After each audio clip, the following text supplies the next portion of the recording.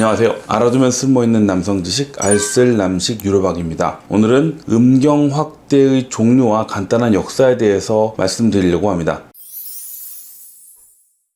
첫 번째 말씀드릴 건 실리콘입니다. 1980년대부터 지금까지 사용 중입니다. 의료용 고체 실리콘을 피부를 절개한 후에 백막과 피부 사이에 집어넣는 것입니다. 의료용 고체 실리콘은 매우 안정적인 물질이고요. 몸속에 들어가도 거부 반응이나 염증 반응이 일어나지 않기 때문에 여러 가지 분야에서 여러 가지 목적으로 사용하고 있거든요. 초기에는 이제 실리콘 조각을 자르거나 깎아서 사용을 했는데 그 이후에 정식으로 음경 확대용으로 허가가 나가지고 허가된 제품들을 사용을 하고 있습니다. 보시는 것처럼 이런 다양한 모양들이 있어요. 구슬 형태로 된 것도 있고요. C자 형태로 돼서 귀도 직화방에 들어가는 것도 있습니다. 폭이 넓어서 음경 전체를 덮어주는 형태도 있고요. 이런 T자 형태로 돼서 귀도 직화방에 들어가면서 음경 등 부위를 이렇게 덮어주는 형태로 들어가게 됩니다. C자하고 T자형이 제일 많이 쓰이고 있어요. 장점은 매우 저렴하다는 거죠. 부담이 없고 수술 비용도 부담이 좀 적고요. 수술이 금방 끝나고 변형도 없고 오래오래 유지가 됩니다. 마음에 안 들거나 내가 사용할 수 없는 상태가 되면 쉽게 원상 회복이 가능하죠. 살짝 절개해서 그냥 빼버리면 끝나거든요. 단점은 굉장히 표가 많이 나요. 그래서 미용상 만족도가 떨어집니다. 사우나를 가거나 같이 운동하러 갈 때 좀 표가 나서 싫다 이렇게 말씀하시는 분도 있어요. 어쨌든 실리콘이다 보니까 내 살과 하나가 될 수는 없거든요. 그래서 고정이 되진 않아요. 성관계 중에도 움직이는 경우 있고 평상시에도 좀 그럴 수가 있고요. 일반적인 우리 몸에 있는 생체 조직보다는 좀 단단합니다. 고체 실리콘이기 때문에 성관계 할 때 파트너가 좀 통증을 느낄 수가 있어요. 어떤 분들은 이런 단단한 느낌이 좋다고 하시는 분도 있고 너무 싫다고 해서 좀 극명하게 좀 선호도가 갈리게 됩니다. 이것도 어쨌든 시간이 많이 지나면 경화가 일어납니다. 딱딱해지기도 하고 그러다가 어느 순간 이게 부러져 버리기도 합니다. 그래서 병원에 이게 단단해졌어요, 아니면 이게 끊어진 것 같아요 그러면서 병원에 오시는 분들이 있거든요. 이러한 단점들 때문에 시술은 좀 쉽게 하시는데 나중에 제거를 원하시는 분들이 많아요. 50% 정도는 제거하시는 것 같아요. 그 다음으로 말씀드릴 거는 비의료인에 의한 부적절한 재료 시술입니다.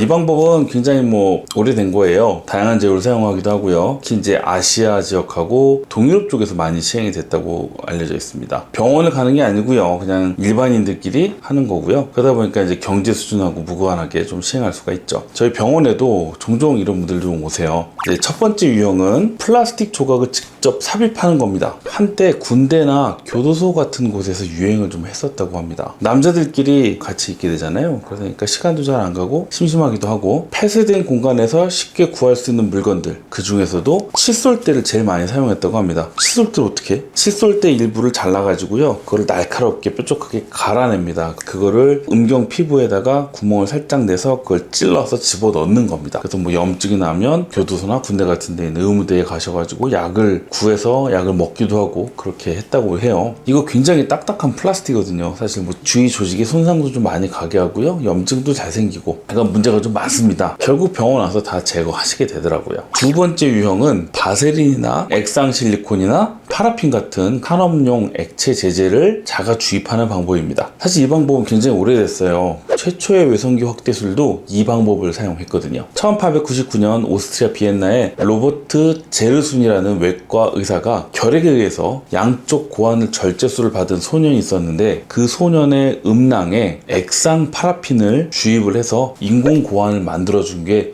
최초의 사례라고 알려져 있어요. 솥에다가 파라핀을 넣고 가열을 하면 액체가 되죠. 주사기에다가 넣고 신체 내에 주입을 하는 거예요. 체온 정도의 온도에서는 이게 반고체 형태로 굳어지게 되거든요. 20세기 초까지 음경 확대, 가슴 확대, 그 다음에 신체 결손 두루두루 사용됐다고 합니다. 기적적인 방법이라고 하면서 굉장히 호응이 좋았다고 해요. 그런데 시간이 지나면서 보니까 이 파라핀이 점점 모양이 변형되거나 염증이 나거나 이런 문제들이 발생하기 시작하는 거예요. 그래서 의료계에서는 이제 사용이 중단됐습니다. 이게 이제 대표적으로 유발하는 게 혈액순환 장애를 만들기 때문에 피부가 괴사가 일어날 수도 있고 단단해지면서 경화도 일어나고 염증도 굉장히 잘 생깁니다. 혈액순환이 안 좋기 때문에. 그리고 심지어는 종양이 생기기도 해요. 파라핀 종이라고 하는. 그래서 이런 문제들 때문에 병원에서 사용이 중단됐는데 병원 아닌 곳에서 이런 파라핀이나 액상 실리콘을 종종 사용을 하신 거죠. 특히 이제 음경 쪽에 많이 사용을 하셨어요. 공업용 실리콘 쉽게 구할 수 있거든요. 창틀 같은데 아니면 타일 같은데 틈새 메울 때 쓰는 거잖아요. 이거를 친구들이나 직장 동료들끼리 주사기를 이용해서 서로 주입을 해주고 했다는 거죠. 처음에는 신기하기도 하고 재밌기도 하잖아요. 결국 다 부작용 발생합니다.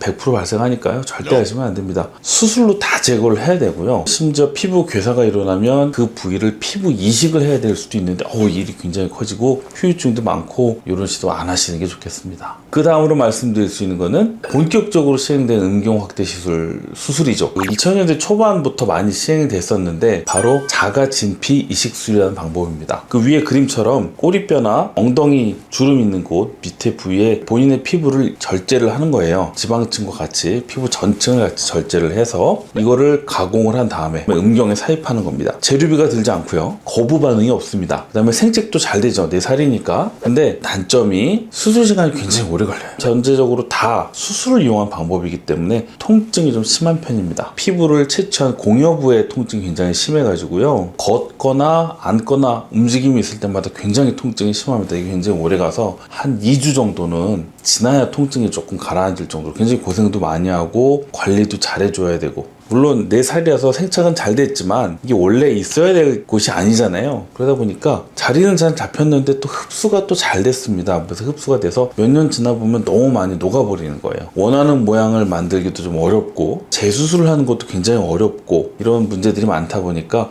점점 시술이 줄게 됐고, 근데 그 당시에는 사실 이런 방법 자체가 없었기 때문에 굉장히 획기적이었고 굉장히 큰 유행을 하게 됐고, 지금 현재는 거의 시술하지 않고 있습니다. 오늘 여기까지 말씀드리고요. 다음 시간에는 지금도 많이 쓰이고 있는 자가지방 주입, 진피 삽입술, 필러 주입 등의 방법에 대해서 다시 한번 말씀을 좀 드리겠습니다. 시청해주셔서 감사합니다.